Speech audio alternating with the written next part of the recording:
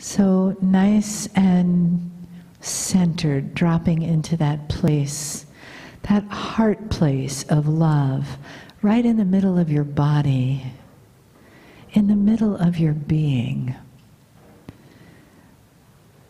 Take a breath into your heart and let it feel soft and expanded.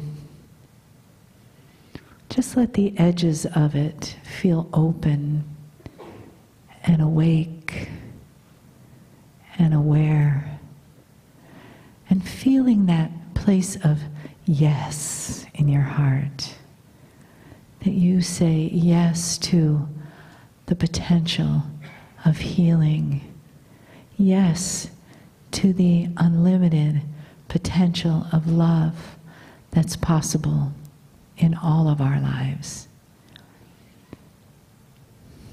And take another breath in, saying yes again to the love that is in the room, to the love of family, the known and the unknown, to the love of the entourage, the unseen, the love that is felt on this Valentine's Day. Celebrate yourself as your beloved, and give yourself your heart and the love in your heart as the perfect gift for you to receive in healing. And there's no more separation from that love, from that heart. There is you in the now, in the one love of the divine that dwells in you as you.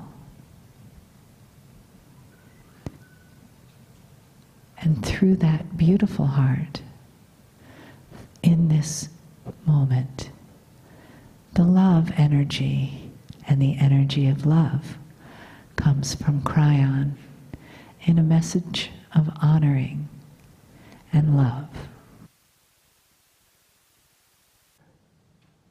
Greetings, dear ones. I'm Kryon of Magnetic Service.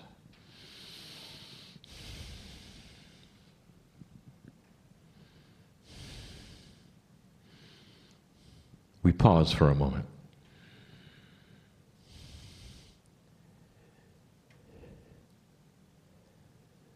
My partner steps aside, but he is still here.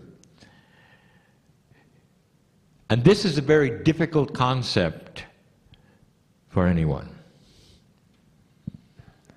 When he speaks of it, it's difficult.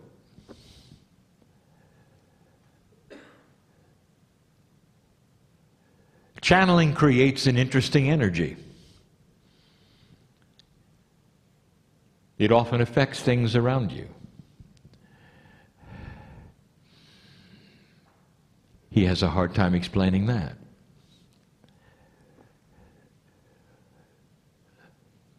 I want to talk about this. I want to talk about linear things. I want to talk about, again, assumptions. And it's all about you. Now, this is the end of a workshop, and I know that. I know who is in here, in the building. I know the energies that we are creating together right now. Some of them are strong enough to make batteries fail and alarms to go off. This is what happens with multidimensional things that are outside of linearity. There are energies that you develop that are unexplainable. Now, this goes two ways. It really does. And I really want to speak to you clearly about some things that are assumed to be linear, and they're not. There is teaching that has been given this weekend about so many pieces and parts of the new energy, both of the physical body, of the mind, the consciousness, the planet. And it can be overwhelming, especially for the light worker who is trying to linearize it all. One of the most difficult things for you to conceive of is that relationship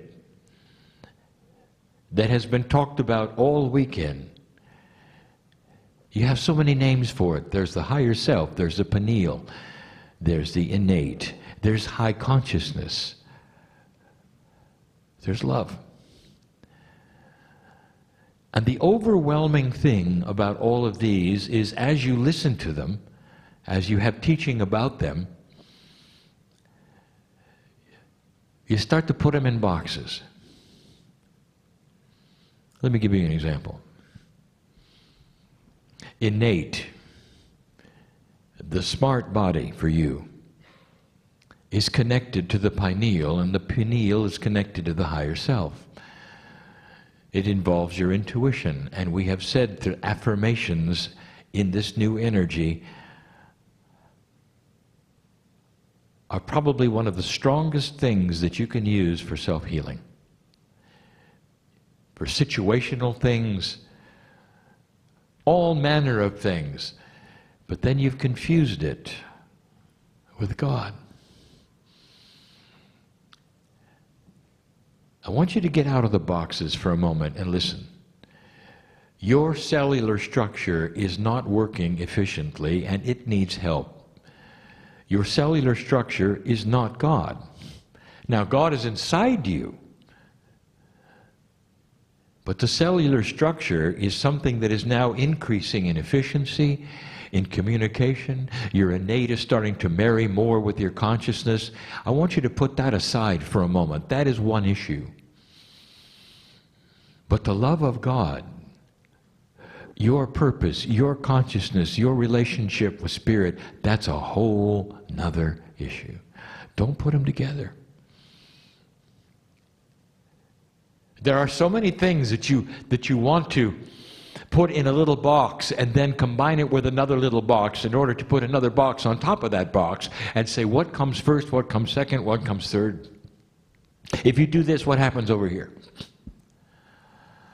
And that leads to something. It leads to a life where you are constantly asking the question, am I doing it right? Is it in the right order? Why isn't this happening now? I've done this, but this happened. Those are great questions for a linear creature, but not one who is an old soul on the planet, who is part of everything. Yes, dear ones, there are processes and procedures that you are learning to work with your innate. And that's what this was about today. You've taken pictures of them, you've written them down, and you walk out with some information that is so valuable about you and your cellular structure and your biology at this time in humanity. But dear ones, don't confuse it with the love of God. Listen to me. There are many here right now asking the question about what's next, why is this happening? And you're looking to the innate for the answer. Innate talks to your cellular structure. If you've got a health problem, you'll be talking to innate. But you're also going to talk to the consciousness that's connected to Spirit. Between the two of you, the innate, the consciousness, and that part of you which is the love of God, all of you together are going to create solutions. Not just one. But there's one big one, an assumption I want to talk about right now. It's difficult to even describe where I'm going with this. So many in the room, so many listening, are trying to find out how to get past something. how to get over the wall, perhaps, of fear. Or how to broach something that hasn't happened, and you know it's there, you can feel it's there. And you know how to do it. You come to a place like this, you learn about innate, you learn about the balanced breathing, you learn about all the things that a light worker in this energy is starting to realize that it's a whole body experience. But don't confuse that with the love of God. There are certain hurdles that you're trying to get through. And dear ones, innate cannot help you with that. Innate wants to heal your body. Innate wants to pull on Akashic things to heal your body. Innate wants to work with that which has happened before, even in this lifetime, in order to change cellular structure. You need it. You need to live longer. But don't confuse that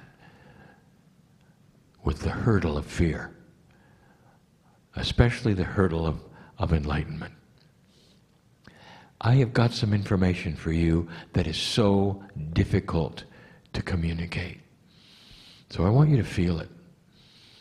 It's one of the only times that I have been in front of those sitting in the chairs where I've said, your language is not sufficient.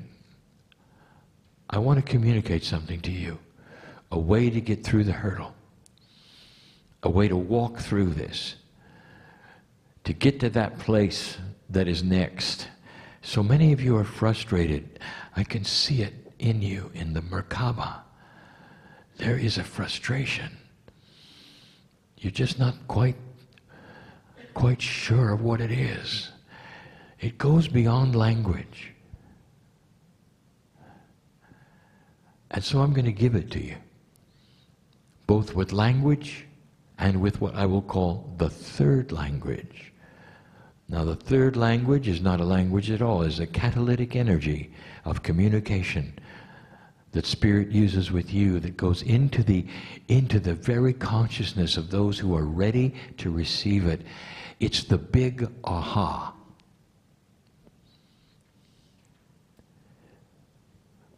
A scientist sits with a puzzle. He knows that it's doable. He's got something to figure out. He's looking for something that's impossible. He's looking for a discovery. He knows it's coming. And he looks at it and he works the puzzle. He tries this and that and this and that. He calls in his colleagues. They work on it together. This and that and this and that. Nowhere is there a solution. Every single time he tries something, it fails.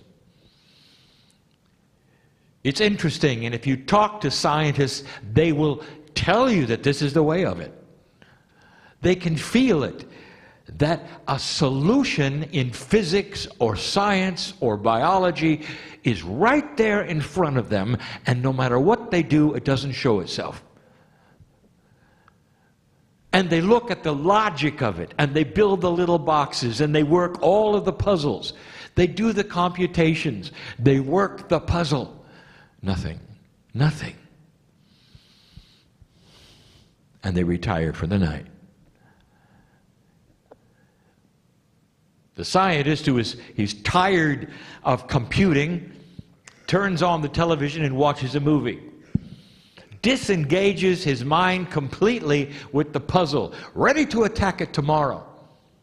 Watching a movie about nothing when suddenly the solution comes.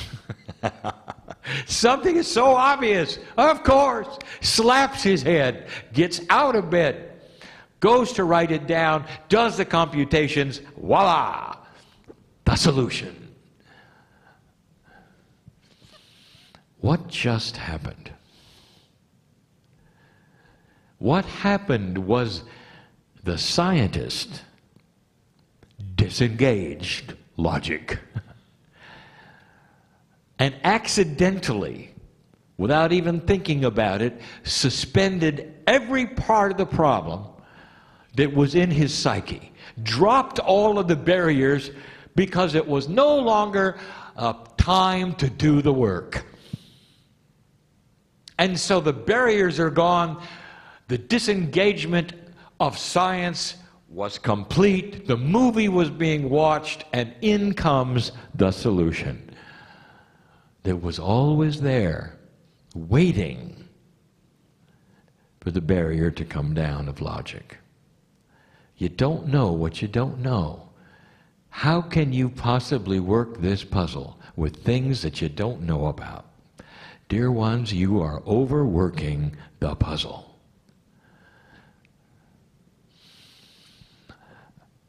I want you to just suspend your logic for a moment and follow me. The solution to what many of you are asking for lays there right now with your name on it, waiting for you to stop thinking about it. I want you to erase the whole idea of how do I. Because the very English synapse is wrong. How do I is not going to work with a multidimensional human being who is an old soul, who is learning things they don't know yet. You're learning things you don't know yet. So how can you possibly apply your three-dimensional logic to a puzzle that is beyond the logic?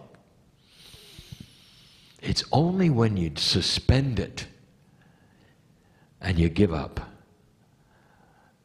and you say to Spirit, and Nate is over here, I'm working the puzzle, but what about the really big one? What about the fear of moving forward, of going to the next place, of overcoming this or this or this or this, and there's many thises as there are people. It's the spiritual that we're talking about now. It's the relationship and the communication we're talking about to God right now. It's about your life and your lessons and what you're here for.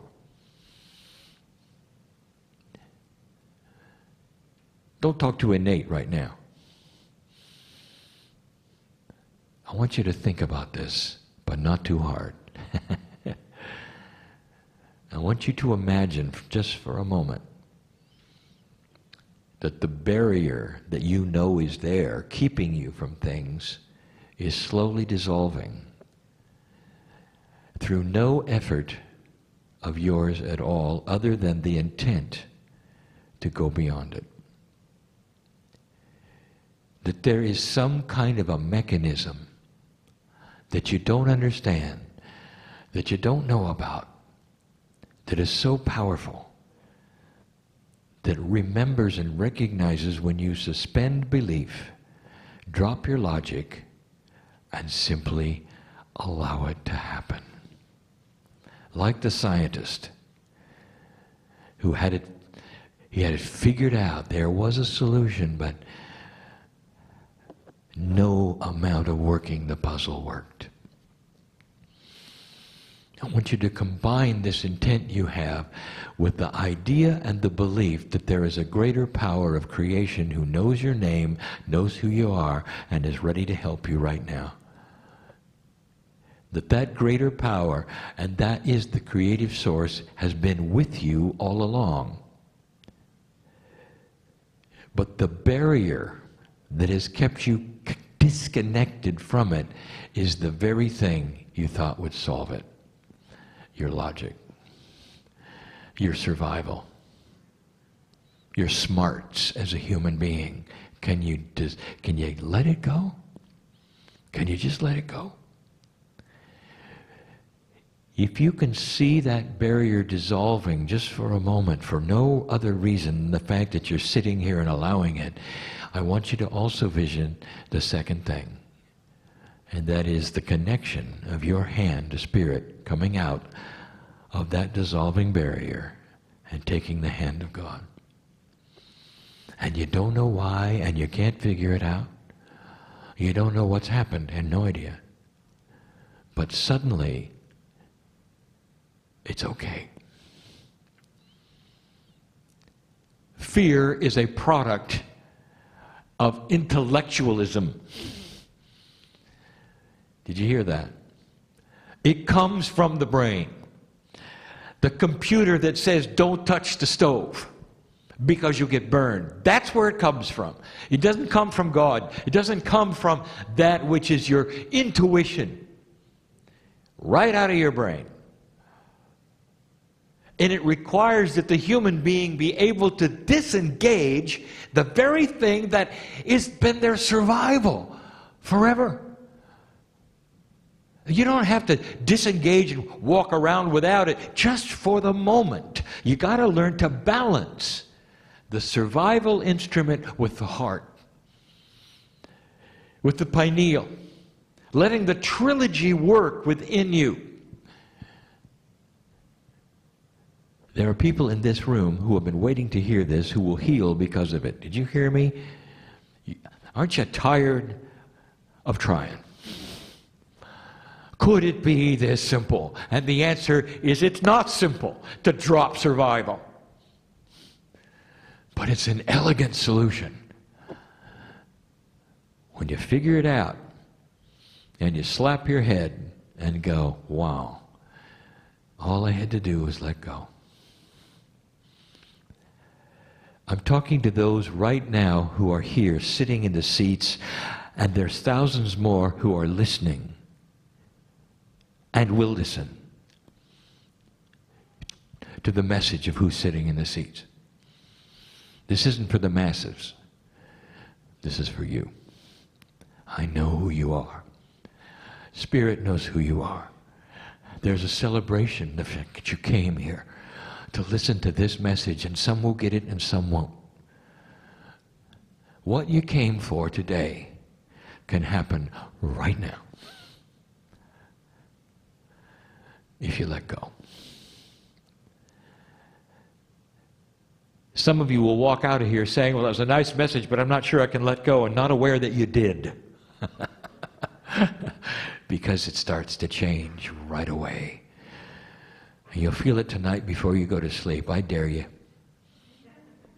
Put your hand on your heart tonight before you go to sleep and say, thank you, Spirit. I got what I came for. And if somebody overhears that and say, well, how did that work? You can say, I have no idea. But it works. Don't try to figure out how things happen, or they won't happen. Not in this energy. Not where this is going. You're going to have to cross that missing bridge, and if you don't know what I'm talking about, it was a channel given in 1994, 95, again in 96. Some of the first things I told you was to trust the unknown and know that you're in the hands of God.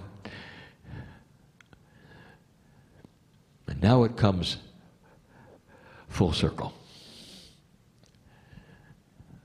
That's the message. There's so many of you needed to hear that right now, tonight. You don't have to be stuck where you think you're stuck. Not when you let it dissolve like this. Not when you trust the unseen and never ask, how do I do this? You can raise your hand and say, thank you, Spirit, for doing what I need in my life now. I don't know why I ever doubted it.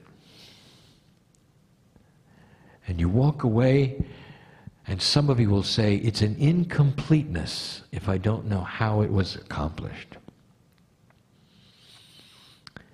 The more you do this, the less incomplete you will feel. And there'll come a time when you will count on the unseen that makes no sense at all, where you'll be able to drop your survival instrument and ignore your brain, who tells you that this is foolishness, and realize that the brain is in 3D, but you are not. A new integration is upon you. The unseen things come into your life and begin working. And you haven't got a clue why, except that you know you're connected. That's all you have to know. And somebody asks, how did you do this? And you can say, I'm connected. That's how I did it. And you know what the others will say? They won't say, well, I'm not going to do it because I don't understand it. They're going to look at you and say, you did it. And they're going to say, show me how to get connected. And that's what the old soul is here to do. It's a cryptic message, isn't it? And some of you got it through the third language and feel it and know it and are accepting it and are having a change right now. And some of you are going to get it later. I guarantee it. Because we got some stubborn ones here. Not for long. You may have to listen again. And the same language of the three will be available for you then. This is the beauty of working with those who are old souls. There is an accumulation of wisdom, stubborn as it may be, that starts to then make sense with time. I am Kryon giving you the truth this day about an evolving human spirit who is starting to become more multidimensional than ever. It is the beginning. Color is coming to this planet, and the old souls have the crayons. That's no relation to Kryon. But it sounds a lot like it, doesn't it? And so it is.